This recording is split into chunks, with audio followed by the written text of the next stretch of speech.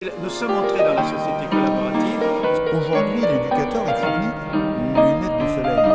C'est-à-dire qu'il faut former les enseignants, il faut les aider à s'approprier. Bonjour Jean-Christophe Torres. Bonjour Claude. Tu es proviseur du lycée Gay-Lussac à Limoges et tu viens d'intervenir dans une table ronde aux boussoles du numérique à ce nom. Ma question sera simple, mais générale. Toutes les organisations dans notre société sont impactées, comme on dit, par le numérique. Comment constates-tu dans tes fonctions sur le terrain, dans un établissement scolaire, cet impact justement sur le fonctionnement de cet établissement? En clair, je vais utiliser un verbe que nombre de spécialistes utilisent. Le lycée est-il disrupté par le numérique? Alors ta question est loin d'être simple, d'abord. Alors il me semble, préalablement à une réponse possible, partager avec toi un constat qui est que, en l'état actuel de nos réflexions et de nos pratiques, il ne se dégage pas autour de cette question, de ce sujet du numérique, de consensus et même, je dirais, de perspectives globalement partagées. Et je crois que sur le terrain, nous sommes dans l'attente, parfois dans le désarroi par rapport à des besoins qui pourraient être comblés et qui ne le sont pas, et en tous les cas dans la réflexion. Alors mon ambition dans le cadre de cette contribution aux boussoles du numérique est clairement celle-là, modestement participer à une réflexion à la fois complexe et évidemment hasardeuse. Moi je pense qu'il faut partir d'un constat simple, élémentaire, qui est qu'on ne peut pas dissocier la révolution numérique de ce qu'on appelle la société de la connaissance. Exprimé de manière totalement triviale, Internet a globalisé les savoirs qui sont accessibles à tous, partout, en tout temps et en tout lieu. Ce phénomène correspond à une désinstitutionnalisation, je crois qu'on peut l'appeler comme ça, des savoirs qui impactent nécessairement l'institution qu'est l'école. Si on se réfère en effet à la situation de la société avant Internet, l'accès au savoir était ritualisé, était codifié, était transmis également par l'institution scolaire qui avait, vis-à-vis de ces savoirs éducatifs, un monopole. Il y avait une validation en amont de ce qu'il convenait d'apprendre ou pas, et il y avait une transmission, évidemment, en aval, des savoirs scolaires par des enseignants qui appuyaient leur autorité sur le fondement de ces savoirs même. Aujourd'hui, ces savoirs étant infusés dans la société, cette perte pour l'enseignant du monopole sur les savoirs impacte son autorité.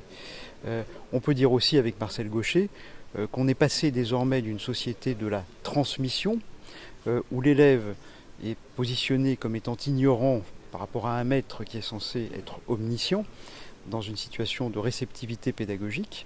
Cette transmission-là, qui constitue le fondement de la culture scolaire, a tout simplement éclaté avec l'avènement du numérique.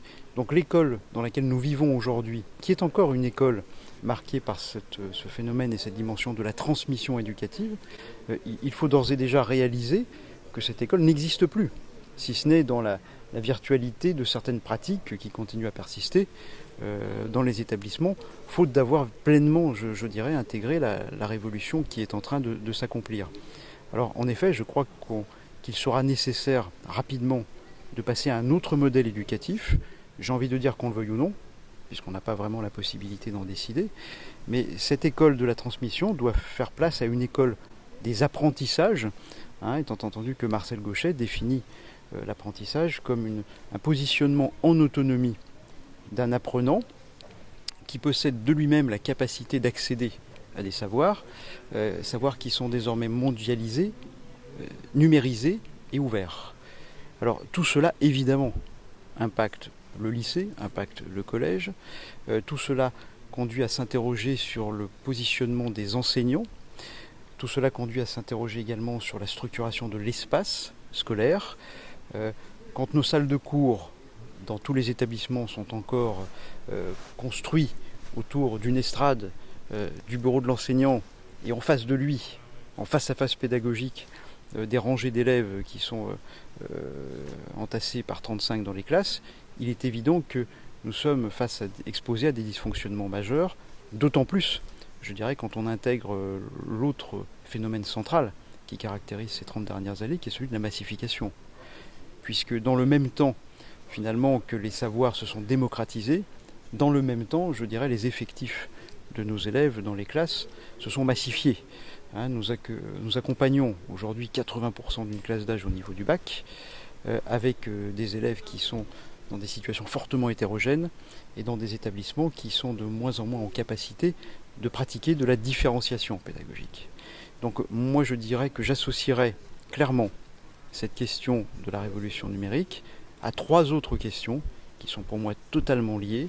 La première question évidemment est la question pédagogique. Comment enseigner aujourd'hui dans des classes à 35 élèves en pratiquant de la différenciation pédagogique? Comment gérer cette hétérogénéité des besoins et des profils des élèves?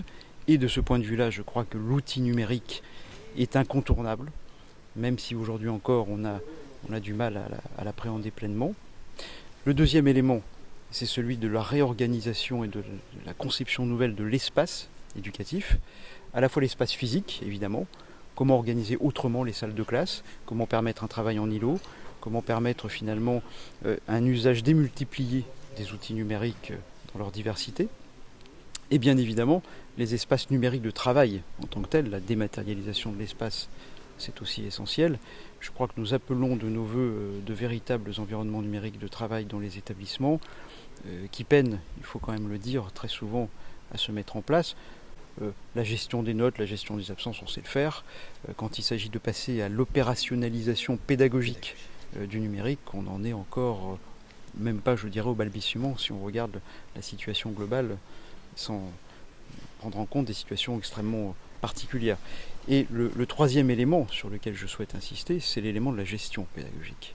Parce que mettre en place des environnements numériques de travail, différencier la pédagogie, ne pourra se faire qu'à partir du moment où on aura fondamentalement reconsidéré le mode de notre organisation administrative.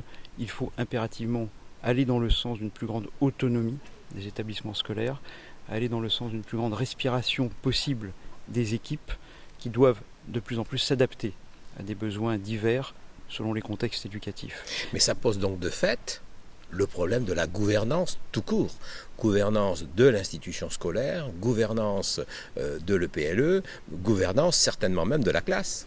Je pense qu'effectivement toutes ces questions sont liées et l'entrée par le numérique est une entrée par l'outil. Je crois qu'il faut quand même prendre en compte cette dimension-là. Le numérique est un outil, ce n'est qu'un outil, mais c'est un outil essentiel.